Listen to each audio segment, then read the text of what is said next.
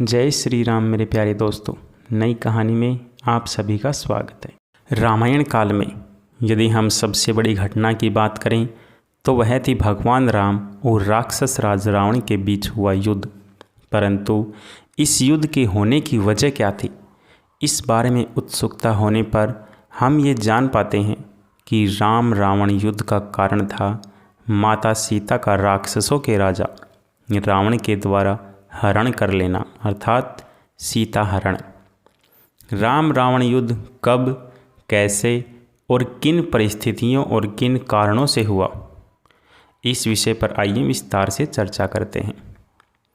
रघुकुल वंश के प्रतापी राजा दशरथ के घर 4 योग्य पुत्रों राम, लक्ष्मण, भरत और शत्रुघ्न ने माता कौशल्या, कैकेयी और सुमित्रा के गर्भ से जन्म लिया और बड़े ही अच्छे संस्कारों और शिक्षा दीक्षा में उनका लालन पालन हुआ। चारों ही संतानें बहुत ही आज्ञाकारी और संस्कारी थी। इसी कारण जब माता कैकेयी की शर्तों के अनुसार पिता महाराज दशरथ ने भगवान राम के वनवास की बात कही तो भगवान राम ने बिना किसी विरोध के इसे स्वीकार कर लिया। अपने पत्नी धर्म को निभाते हुए माता सीता भी उनके साथ वन गमन को तैयार थी और छोटा भाई लक्ष्मण भी भातृत्व प्रेम के कारण अपने बड़े भैया राम के साथ वन जाने के लिए तैयार हो गए। ये वनवास 14 वर्ष का था, जिसमें भगवान राम के साथ माता सीता और लक्ष्मण जी भी साथ थे। और यदि हम कहें कि इन दोनों के साथ होने के कारण भगवान राम की ये 14 वर्षों की वनवास की अवधि कुछ आसान रही, तो इस बात में कोई असत्यता नहीं होगी। परंतु इन 14 सालों की अवधि में वनवास के कुछ अंतिम दिन भगवान राम और माता सीता के लिए बहुत ही कठिन थे, क्योंकि इन दौरान माता सीता का रावण द्वारा हरण कर लिया गया था। अगर हम ये कहें कि इस हरण के बाद माता सीता और प्रभु श्री राम ने बहुत ज़्यादा अच्छा समय नहीं देखा या बहुत कम समय साथ में बिताया, तो ये कहना कोई अतिशयोक्ति नहीं होगी, क्योंकि जब माता सीता को भगवान राम ने रावण की कैद से मुक्त कराया और लंका का दहन किया था और अयोध्या जाकर उनका राज्याभिषेक हुआ, तो कुछ ही समय बाद ही महाराज राम ने महारानी सीता का परित्याग कर दिया था और माता सीता को पुनः वनवास जाना पड़ा था। जब भगवान राम, माता सीता और छोटे भाई लक्ष्मण जी वनवास काट रहे थे, तो वे वन में एक स्थान से दूसरे स्थान पर भटकते हुए ऋषि मुनियों की सेवा और सहायता करते थे और साथ ही साथ उनकी पूजा अर्चना और तपस्या को भंग करने वाले राक्षसों को दंडित करते थे और इस तरह उनकी रक्षा भी करते थे। इसी कारण अब राक्षस ऋषि मुनियों को परेशान नहीं करते थे। भगवान राम, माता सीता और लक्ष्मण जी सहित वन में घूमते घूमते पंचवटी नामक स्थान पर पहुँचे। ये स्थान उन्हें बहुत ही रमणीय लगा और उन्होंने वनवास के अंतिम वर्षों में यही रहने का निश्चय किया। उन्होंने पंचवटी में गोदावरी नदी के तट पर अपने लिए एक छोटी सी कुटिया बनाई और फिर वही समय व्यतीत करने लगे। वनवास का समय शांतिपूर्ण तरीके से बीत रहा था। पहले की तुलना में राक्षसों का आतंक भी कम हो चुका था। इसी दौरान राक्षस कन्या शूर्पणखा वन भ्रमण को निकली और घूमते घूमते गोदावरी नदी के पास पंचवटी पहुंची और वहां उन्होंने भगवान राम को देखा और उनके गौरवर्ण और सुंदर रूप को देखकर उन पर मोहित हो गई। शूर्पणखा ने सुंदर सा रूप धारण किया और वो भगवान राम के पास जाकर बोली कि हे राम, मैं आपसे विवाह करना चाहती हूँ। तब प्रभु श्री राम ने ये कहते हुए ये प्रस्ताव ठुकराया कि वे विवाहित हैं और उनकी धर्मपत्नी सीता उनके साथ ही है। और ये कहकर उन्होंने अपनी पत्नी सीता की ओर इशारा किया। तब उन्होंने लक्ष्मण जी के साथ ठिठोली करने की मनसा से शूर्पणखा से कहा कि मेरा एक छोटा भाई है, वह भी मेरी ही तरह सुंदर रूप और शरीर सौष्ठव रखता है और जो वन में अकेला भी है, तो आप उनके पास अपना प्रेमपूर्ण विवाह प्रस्ताव ले जाएं, आपकी मनोकामना पूर्ण हो जाएगी। तब शूर्पणखा अपनी विवाह की इच्छा लेकर लक्ष्मण जी के पास गई और उन्हें अपनी विवाह करने की इच्छा जताई। तो लक्ष्मण जी ने उनका मजाक उड़ाते हुए कहा कि मैं तो अपने भैया और भाभी का दास हूँ, और अगर तुम मुझसे विवाह करोगी तो तुम्हें भी उनकी दासी बनकर रहना होगा। शूर्पणखा ने इसे अपना अपमान माना और ये सोचकर माता सीता पर हमला कर दिया कि अगर सीता की मृत्यु हो गई तो राम मुझसे विवाह करने के लिए तैयार हो जाएंगे। तब लक्ष्मण जी ने क्रोध में आकर शूर्पणखा पर प्रहार किया और अपनी तलवार से उसका नाक काट दिया। इस प्रकार के अनपेक्षित प्रहार से वह दर्द और अपमान भरे मन से अपने भाई खर और दूषण के पास गई और अपने राक्षस भाइयों से बदला लेने के लिए कहा। तब खर और दूषण ने राम और लक्ष्मण पर हमला किया, परंतु दोनों ही राम और लक्ष्मण द्वारा मारे गए। खर और दूषण की मृत्यु के बाद शूर्पणखा और भी ज़्यादा अपमानित महसूस करने लगी और पहले से भी ज़्यादा क्रोध से भर गई।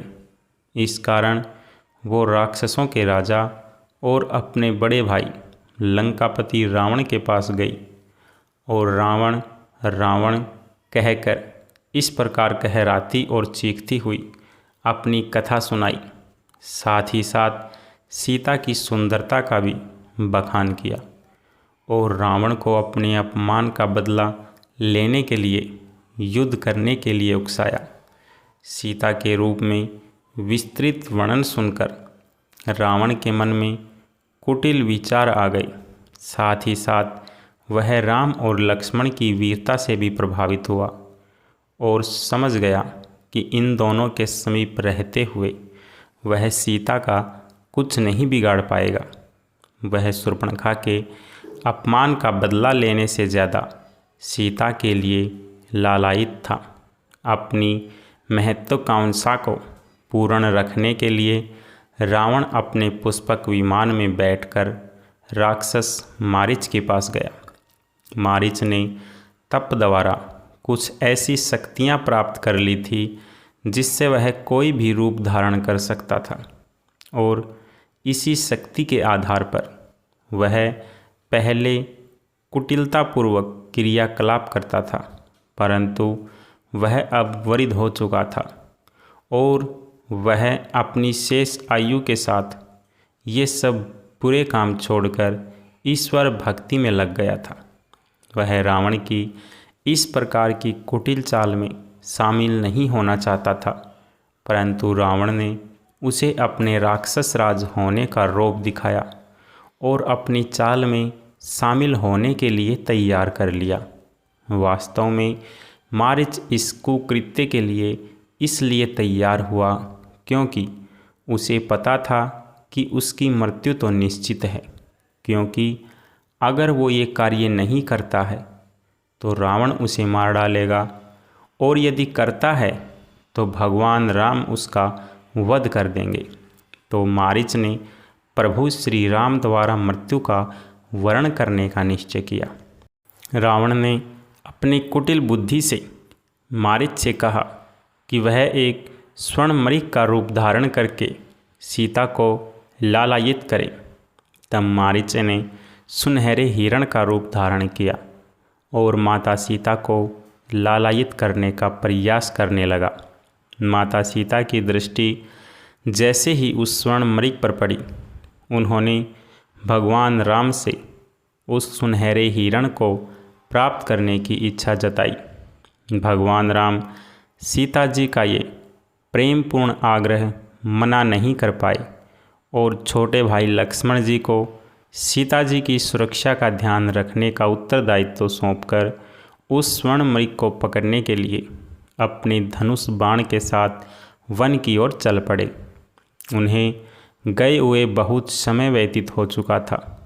इस कारण माता सीता को अपने प्रभु की चिंता होने लगी कि कहीं प्रभु श्री राम पर कोई विपत्ति तो नहीं आ गई, और उन्होंने इस आशंका को लक्ष्मण जी के सामने प्रकट किया।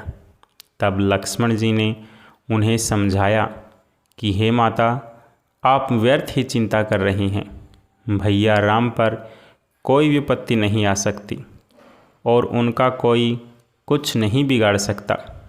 परंतु माता सीता उनकी इस बात को समझ ही नहीं पा रही थी, और जैसे जैसे समय बीतता जा रहा था उनकी चिंता भी बढ़ती जा रही थी। संध्या का समय हो रहा था। प्रभु श्री राम उस सुनहरे हिरण का पीछा करते हुए घने जंगल में जा पहुँचे थे, और जब उन्हें लगा कि अब हिरण को पकड़ा जा सकता है तो उन्होंने अपने धनुष से हिरण को निशाना बनाकर तीर छोड़ा। जैसे ही तीर मारीच को लगा, वह अपने वास्तविक रूप में आ गया और रावण की योजना अनुसार भगवान राम की आवाज़ में दर्द से चीखने लगा, लक्ष्मण बचाओ, लक्ष्मण, सीता सीता। इस कराहती हुई आवाज़ को सुनकर सीता जी ने लक्ष्मण जी से कहा कि तुम्हारे भैया किसी मुसीबत में फंस गए हैं और तुम्हें पुकार रहे हैं। अब तुम जाओ और उनकी सहायता करो। ये सुनकर लक्ष्मण जी ने पुनः माता सीता को समझाया कि भाभी, भैया राम पर कोई मुसीबत नहीं आई है और ये किसी आसुरी शक्ति का माया जाल है, अतः आप व्यर्थ ही चिंतित न हो।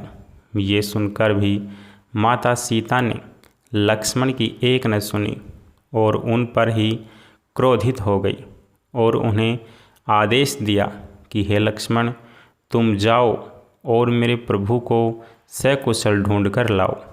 माता सीता के इस प्रकार के आदेश के कारण लक्ष्मण जी को अपने भैया राम के आदेश की अवहेलना करनी पड़ी और वे प्रभु श्री राम की खोज में जाने के लिए तैयार हो गए।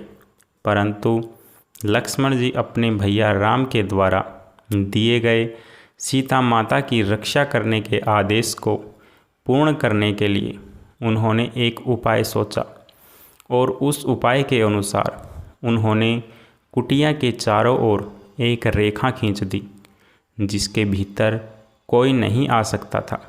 फिर उन्होंने माता सीता से निवेदन किया कि भाभी, ये लक्ष्मण द्वारा खींची गई लक्ष्मण रेखा है, इसके भीतर कोई नहीं आ सकता और जब तक आप इसके भीतर हैं आपको कोई हानि नहीं पहुंचा सकता। अतः मैं आपसे प्रार्थना करता हूं कि चाहे कैसी भी परिस्थिति हो, जब तक मैं अथवा भैया राम वापस न लौट आएं, तब तक आप इसके बाहर अपने चरण न रखें। माता सीता इस बात के लिए सहमत हो गई और कहा कि ठीक है, मैं इसके बाहर नहीं जाऊंगी, अब तुम प्रभु को ढूंढने जाओ। इस प्रकार के वार्तालाप के बाद लक्ष्मण जी भैया राम पुकारते हुए वन की ओर चले गए। रावण, जो कि इसी अवसर की प्रतीक्षा कर रहा था कि राम और लक्ष्मण जी कुटिया से दूर जाएं और वह अपने कार्य को पूर्ण कर सके, वह माता सीता का हरण करने के लिए कुटिया के पास पहुंच गया। परंतु जैसे ही उसने कुटिया में प्रवेश करना चाहा, लक्ष्मण जी द्वारा खींची गई लक्ष्मण रेखा के कारण वह भीतर प्रवेश नहीं कर पाया। अब उसे अपनी योजना विफल होती हुई दिखाई दी, परंतु फिर उसने सोचा कि वह भीतर नहीं जा सकता, परंतु सीता तो बाहर आ सकती है, और इस योजना को सफल करने के लिए उसने एक भिक्षुक का रूप धरा। भिक्षुक रूपी रावण ने माता सीता को कुटिया से बाहर बुलाने के लिए आवाज़ लगाई। भिक्षाम देहि। माता सीता ने जब इस प्रकार की आवाज़ें सुनी तो वे कुटिया से बाहर आई और भिक्षुक रूपी रावण को भिक्षा देने लगे, परंतु वे अब भी कुटिया के भीतर ही थी और रावण उनका अपहरण नहीं कर सकता था। तब रावण ने एक और स्वांग रचा। रावण, जो कि एक सन्यासी भिक्षुक के रूप में था, क्रोधित होने का नाटक करके कहने लगा कि किसी सन्यासी को किसी बंधन में बंध कर भिक्षा नहीं दी जाती। आप इस कुटिया के बंधन से मुक्त होकर भिक्षा दे सकती हैं तो दें, अथवा मैं बिना भिक्षा लिए ही लौट जाऊंगा। रावण के इस कपट से अनजान माता सीता ने अत्यंत ही विनम्र भाव से कहा कि हे देव, मुझे आदेश है कि मैं इस कुटिया से बाहर न जाऊं, अतः आप कृपया करके यहीं से भिक्षा ग्रहण करें। परंतु इस बात पर रावण कहाँ राजी होने वाला था, अतः उसने और भी क्रोधित होकर माता सीता से बाहर आकर भिक्षा देने को कहा और ऐसा न करने पर खाली हाथ लौट जाने को तैयार हो गया। तब माता सीता ने सोचा कि एक भिक्षुक सन्यासी का इस तरह खाली हाथ लौट कर जाना ठीक नहीं और एक क्षण की ही तो बात है। ऐसा सोचकर वे लक्ष्मण रेखा से बाहर आकर भिक्षा देने को तैयार हो गई। रावण मन ही मन बड़ा प्रसन्न हुआ और जैसे ही माता सीता लक्ष्मण रेखा से बाहर आई, रावण बड़ी ही शीघ्रता से अपने असली रूप में आया और उसने माता सीता का अपहरण कर लिया और उन्हें बलपूर्वक खींचता हुआ अपनी पुष्पक विमान में बैठा कर लंका की ओर प्रस्थान कर गया और इस प्रकार माता सीता का हरण हुआ। माता सीता इस क्षणिक घटनाक्रम को जैसे ही समझी, उन्होंने सहायता के लिए अपने पति श्री राम और देवर लक्ष्मण जी को पुकारा, परंतु वे उस समय बहुत दूर होने के कारण माता सीता की आवाज़ सुन पाने में असमर्थ थे। परंतु माता सीता ने इस विपत्ति के समय भी बड़ी ही बुद्धिमानी से काम लिया और उन्होंने अपने जाने का मार्ग दिखाने के लिए स्वयं के द्वारा पहने हुए आभूषण धरती की ओर फेंकना प्रारंभ कर दिए, जिन्हें देखकर प्रभु श्री राम को उन तक पहुँचने का मार्ग पता चल सके। इसी बीच माता सीता सहायता के लिए भी पुकार रही थी, जिसे सुनकर एक बड़ा सा पक्षी उनकी सहायता के लिए आया। इस विशालकाय पक्षी का नाम जटायु था। वह रावण से युद्ध करने लगा, परंतु अपने बूढ़े शरीर के कारण वह ज़्यादा देर रावण का सामना नहीं कर पाया और फिर रावण ने उसके पंख काट दिए और वह धरती पर गिर पड़ा और कराहने लगा। दूसरी ओर भगवान राम और लक्ष्मण जी वन में मिल चुके थे और लक्ष्मण जी ने उन्हें बताया कि भाभी ने आपकी कराहती हुई आवाज़ सुनी और स्वयं को छोड़कर आपकी रक्षा के लिए मुझे यहाँ आने के लिए विवश कर दिया। तब भगवान राम और लक्ष्मण जी समझ गए कि ये ज़रूर कोई असुरी शक्ति का मायाजाल है और सीता जी अभी संकट में हैं, और इस प्रकार का विचार आते ही वे दोनों कुटिया की ओर दौड़ पड़े। परंतु वे जैसे ही कुटिया में पहुँचे, वहाँ बिखरा हुआ सामान देखकर किसी अनहोनी की आशंका से भयभीत हो गए और दोनों ही सीता जी को खोजने लगे, परंतु उन्हें कहीं भी उनका पता नहीं चला। तभी उन्हें माता सीता के आभूषण दिखाई दिए, जिसे भगवान राम पहचान गए कि ये तो सीता के आभूषण हैं, और वे उसी दिशा की ओर बढ़ने लगे जहाँ माता सीता के आभूषण मिले थे। आगे चलते चलते उन्हें और भी आभूषण मिले और फिर कुछ ही दूर पर एक विशालकाय घायल पक्षी दिखा। यह जटायु था, जिससे पूछने पर पता चला कि माता सीता को राक्षसों का राजा लंकापति रावण हरण करके ले गया है, और इस प्रकार माता सीता के हरण की सही जानकारी उन्हें प्राप्त हुई। इस कहानी से हमें शिक्षा मिलती है कि लंकेश रावण महाज्ञानी महापंडित था। उसका राज्य, धन, वैभव आदि भी रघुवंशियों से बड़ा था, परंतु उसने पराई स्त्री का सम्मान नहीं किया।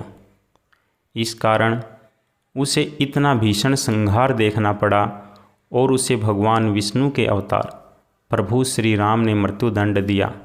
अतः सभी को सदैव स्त्रियों का सम्मान करना चाहिए। जय श्री राम। मेरे प्यारे दोस्तों, आपको यह कहानी कैसी लगी कृपया करके कमेंट बॉक्स में ज़रूर बताना। तब तक के लिए आप सभी का बहुत बहुत धन्यवाद। जय श्री राम मेरे प्यारे दोस्तों।